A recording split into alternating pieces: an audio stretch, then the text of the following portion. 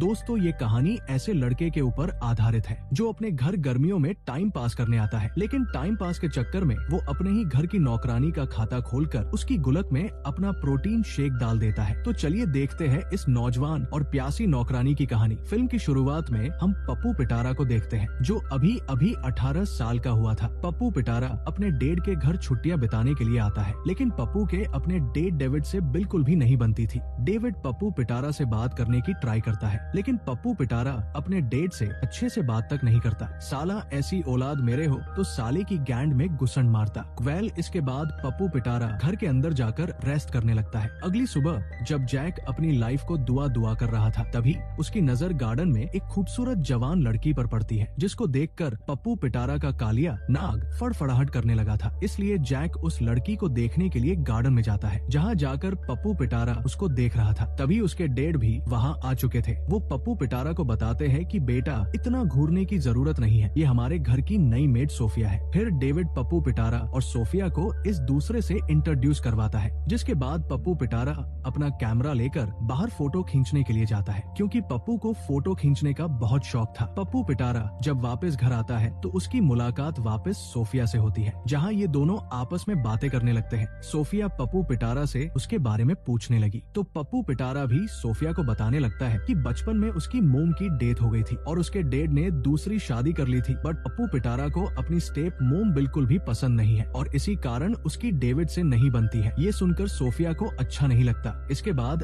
अगले दिन पप्पू पिटारा फिर से फोटो लेने के लिए बाहर जाता है, जहाँ एक लड़की पप्पू से बात करने के लिए आती है, जो कि पप्पू पिटारा से फ्लर्ट करने लगी थी। जब ये दोनों आपस में बातें कर रहे थे, तभी सोफिया वहाँ से साइकिल लेके गुजरती है। पप्पू सोफिया को देख उस लड़की को अकेला छोड़कर वापस घर चला जाता है, जहाँ जाकर पप्पू पिटारा छुपकर सोफिया की फोटो खींचने लगता है। सोफिया की फोटो खींचने के बाद पप्पू अंदर चला जाता है। जब पप्पू पिटारा किचन में जाता है तो उसकी मुलाकात सोफिया से होती है। सोफिया पप्पू पिटारा से कहती है कि तुम इतनी जल्दी घर क्यों आ गए, तुम्हें तो उस लड़की के साथ थोड़ा और टाइम स्पेंड करना चाहिए था। ये सुनकर पप्पू लाइन मारते हुए बताता है कि मुझे वो लड़की पसंद नहीं थी, मुझे तो तुम में ज्यादा दिलचस्पी होने लगी है। ऐसे ही दोनों के बीच धीरे धीरे बॉन्डिंग बनने लगी थी। इसलिए पप्पू पिटारा सोफिया को अपनी मोम की फोटो दिखाकर कहता है कि वो बिल्कुल उसकी माँ की तरह नजर आती है। ये सुनकर सोफिया भी अब पप्पू पिटारा के साथ ओपन होने लगती है और उसकी अपने पास्ट के बारे में उसे बताने लगती है कि जब वो 18 साल की थी तब वो गलती से प्रेग्नेंट हो गई थी, जिसकी वजह से उसके बॉयफ्रेंड ने उसको छोड़ दिया था। जिसके बाद भी उसने एक बच्चे को जन्म दिया, लेकिन दुख की बात ये है कि वो बच्चा अब सोफिया के साथ नहीं है। अब ये दोनों धीरे धीरे अपने दुख एक दूसरे के साथ शेयर करने लगते हैं। दूसरी तरफ डेविड भी पप्पू पिटारा के साथ अपने रिश्ते सही करना चाहता था, लेकिन वो अपने काम की वजह से पप्पू पिटारा के साथ टाइम स्पेंड नहीं कर पाता था। डेविड जब अपने बेटे से इसके बारे में बात करने की कोशिश करता है, लेकिन पप्पू अपने डेड से अच्छे से बात तक नहीं करता। अगले दिन डेविड अपने किसी काम की वजह से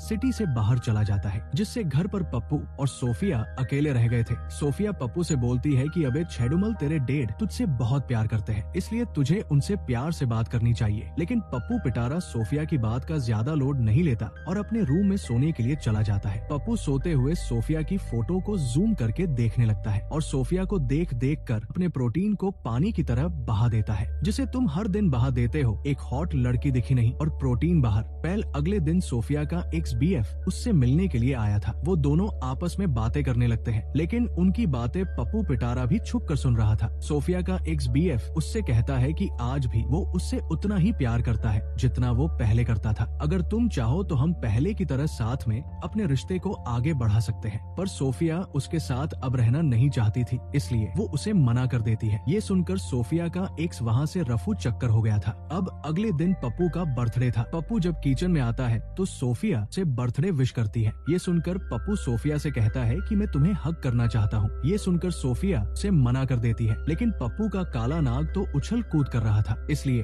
वो जबरदस्ती सोफिया को टच करने लगता है और सोफिया का माहौल बनाने लगता है। तभी सोफिया पप्पू को एक जोरदार तपड़ झड़ देती है। तभी उनके घर की घंटी बजती है। सोफिया जब जाकर गेट खोलकर देखती है तो वहाँ वही लड़की थी जो पहले पप्पू से मिली थी और वो आज भी पप्पू से मिलने के लिए आई थी। तो पप्पू भी उस लड़की के साथ बाहर चला जाता है, लेकिन पप्पू को उस लड़की में ज्यादा इंटरेस्ट नहीं था, इसलिए वो उस लड़की को छोड़कर जल्दी से घर आ जाता है। घर आने के बाद पप्पू देखता है कि सोफिया अकेले बैठकर रो रही थी, तो पप्पू उसके पास जाकर उसे चुप करवाने लगता है और उससे कहता है कि मैं तुम्हारे बेटे जैसा हूँ और मैं तुम्हें हक करना चाहता हूँ। ये सुनकर सोफिया भी पप्पू को गले लगाने के लिए मान गई थी। फिर पप्पू जब सोफिया को गले लगाता है तो वो जैसे सोफिया की पुंगी बजाने वाला हो और वो सोफिया को अलग अलग जगह टच करने लगा था। ये सब सोफिया को भी काफी रिलैक्स फील करवा रहा था, इसलिए वो भी पप्पू को टच करने से मना नहीं करती। पप्पू सोफिया की गुफा में धमाके करने ही वाला था कि तभी सोफिया पप्पू को हटा देती है और अकेले जाकर बैठ गई थी। पप्पू भी उसकी गुफा बजाने के लिए उसके पीछे जाता है, लेकिन सोफिया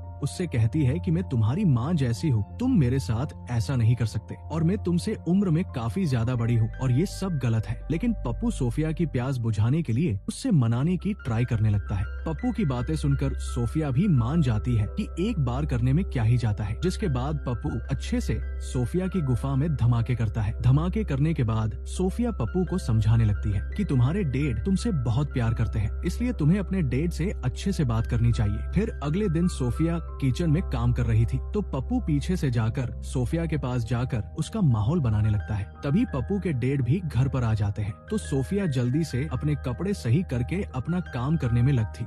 डेविड घर आकर पप्पू को बर्थडे विश करके उसे गिफ्ट भी देते हैं और पप्पू को अपने साथ डिनर पर चलने की बोलते हैं, लेकिन पप्पू गुस्से में आकर डेविड को डिनर के लिए मना कर देता है और वहाँ से चला जाता है। फिर सोफिया पप्पू पिटारा के पास जाकर उसे समझाने लगती है कि बेंचो, तुम्हारे डैड तुमसे बहुत प्यार करते हैं, तुम्हें जाकर उनसे अच्छे से बात करनी चाहिए। ये सुनकर पप्पू पिटारा अपने डैड के पास बात करने के लिए जाता है। जहाँ डेविड ड्रिंक कर रहे थे तो वो पप्पू को भी ड्रिंक करने को देते हैं। काफी ज्यादा ड्रिंक करने के बाद दोनों अपने अपने दिल की बातें बताने लगे थे, जैसे तुम तोड़ी पीने के बाद बोलने लगते हो। जहाँ पप्पू के डैड उसे बताते हैं कि उसने दूसरी शादी इसलिए नहीं करी थी कि वो उसकी मोम से प्यार नहीं करता था, बल्कि उसने दूसरी शादी इसलिए करी थी ताकि मेरी दूसरी पत्नी तुम्हारा अच्छे से ध्यान रख सके। ये कहते कहते डेविड को नींद आ जाती है। अगले दिन पप्पू पिटारा और सोफिया एक साथ बाहर गार्डन में घूमने के लिए जाते हैं, जहाँ ये दोनों काफी टाइम एक दूसरे के साथ बिताते हैं और एक दूसरे की प्यास बुझाते हैं। फिर सोफिया पप्पू को अपने घर लेकर गई, जहाँ जाकर